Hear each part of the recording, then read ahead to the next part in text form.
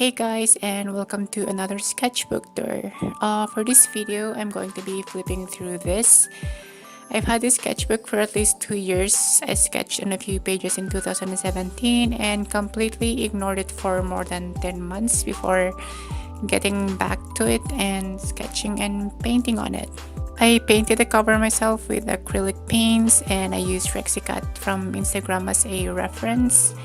And it's more like a paint book than a sketchbook because there are more painting practices here than sketches, and most of the paintings here are done with acrylic paints. Some are watercolors, so let's flip through it.